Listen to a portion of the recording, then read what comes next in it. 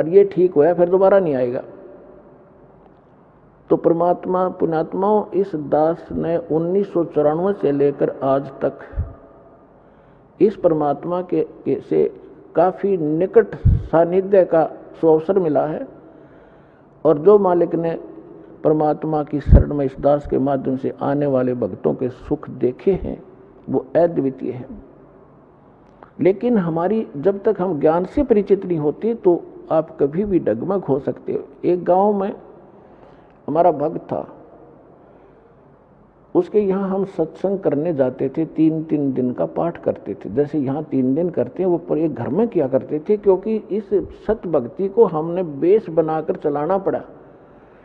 एक घर में 3 दिन और 2-2 टाइम सत्संग करते, घर वाले आ जाते, अड़ोस पड़ोस के आ जाते, वो रिश्तेदारों को बुला लेते, तो उनको 3 दिन तक परिपक्व करते ज्ञान से। पहले दिन तो वो कुछ बेदकते, फिर धीरे धीरे सेट हो जाते और फिर उनके सुख देखते। तो उसके पड़ोस में एक लड़की थी, उसके दोनों किडनी खराब हो गई, चारपाई पर लेटी हुई, सारे सोजस आई हुई। उसने कहा कि आ जाओ, तुम नाम ले लो और ठीक हो जाओगे, हमारे गुरुजी से उपदेश ले लो, इनके भगवान कबीर साहब ठीक कर देते हैं। उन्होंने उस लड़की को ले आए, उन्होंने दीक्षा ले ली। फिर हमने कहा कि एक पाठ कराओ, फिर हम घर में ही करते थे। हम पाठ करने गए 10 दिन के बाद, वो लड़की ऐसे चारपाई पे लेटी हुई, 10-15 दिन उसने थोड़ा बहुत नाम जाप जैसा किया।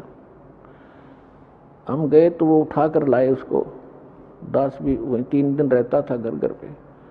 मैंने कहा बेटी तू उठ और बर्तन साफ कर, भगत आए हुए खाना जैसे ऐसे भंडारा होता था छोटा, 10-20 भगत 50 भगत आते थे आसपास के, बर्तन साफ कर। तो उसके घर वाले कहने लगे भक्तों से कि ये तो बैठ तो सकती नहीं, कैसे बर्तन साफ करेगी। तो कहा कि आप एक बार इसको बैठाओ, जो आदेश है पालन करो।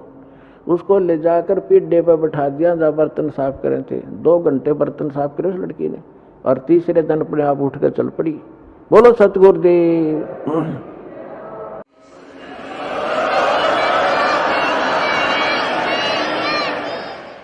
तो उसको क्या हुआ, कति स्वस्थ होगी, शादी होगी, और फिर नाम छोड़ दिया, आना बंद कर गए। 10 साल हो गए उन बातों को। तो कहने का भाव ये है कि ये परमात्मा आपको आते भी सुख दे सकता है, लेकिन आप केवल झाड़ा लुआण की आदत पड़ रही है आपने, एक बार ठीक हो जाओ फिर कोई जरूरत नहीं आने की। और हमारा उद्देश्य ये है कि ये तो सुख आपको मिलेगा ही मिलेगा, लेकिन हम बार बार आपको यहाँ बुला करके आप भक्ति से और ज्ञान से परिपक्व करना चाहते हैं, ताकि आपके संस्कार भक्ति वाले बढ़े।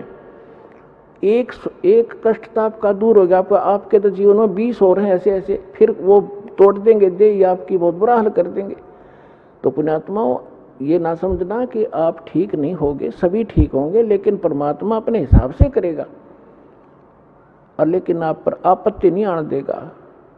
तो इसलिए आप परमात्मा के इस ऑपरेशन में जो कर रहा है इसमें ऑब्जेक्शन मत करना। जैसे कोई रोगी है और डॉक्टर के पास जाता है, डॉक्टर अपने हिसाब से कर रहा है, तो उसमें बीच में अगर मरीज अपनी टांग अड़ावे कि ना ऐसे नहीं ऐसे कर दे, तो वो काम बिगाड़ देगा, वो ऑपरेशन खराब हो जाएगा उसका। तो परमात्मा आपको सुख देगा, आपके सिर पर हाथ रखेगा, आपके बच्चों की सुरक्षा करेगा और आपको मोक्ष देगा। आप विश्वास के साथ लगे रहना। बोलो सतगुरुदेव।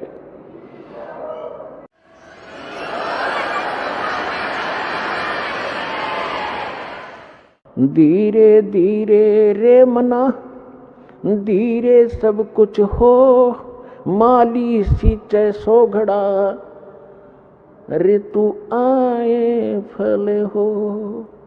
अभी तक तो आपने बबूल बो रखी थी, सब ने गलत साधना शास्त्र विधि कर मनमानी साधना करते थे। अब आपने ये आम का बीज प्राप्त हुआ है, अब आपने बीजा है, इसकी सिंचाई करो। इस सतनाम की, इस मंत्र की जो भी ये प्रोसेस है पूरा, ये सारा आपके इस जीवन में भी लाभदायक है और मोक्ष भी देगा। तो जैसे आम के पौधे को कोई बीजता है और उसकी सिंचाई शुरू करता है, कहते माली उसके अंदर सैकड़ों घड़े जल के डालता रहता है जब तक वो बड़ा नहीं होता, और जब वो बड़ा हो जाता है, पेड़ बन जाता है, फिर देखना उसके फल कैसे लदपद हो जाएंगे। आप भी खाओगे, अड़ोसी पड़ोसी भी तोड़ ले जाएंगे, अचार बनाओगे और पका के खाओगे, और फिर भी समाप्त नहीं होंगे। तो ये आम का यानी सत भक्ति रूपी पौधा आपने इब बोया है, इसमें थोड़ा समय देना भगवान को, अगले दिन फल तोड़ने की चेष्टा ना करना, लेकिन ये समर्थ है, कुछ सहयोग आपको वैसे अपने कोटे से देना शुरू कर देगा। समर्थ है ये, अपने भी कोटे से आपको राहत देगा। नहीं आपके संस्कार अच्छे नहीं थे, अच्छे होते तो अब यहाँ दुखी नहीं होते। तो आपको परमात्मा पहले अपने कोटे से राहत देना शुरू करेगा, फिर आपकी भक्ति रूपी पौधे को पेड़ बनाने के लिए ये साधन बताए जाते हैं। दान करो, 5 यज्ञ करो, यहाँ आओ। यहाँ आपको किस लिए बुलाया जाता है? आप देखते हो आपको यहाँ एक मेहमान की तरह रखा जाता है।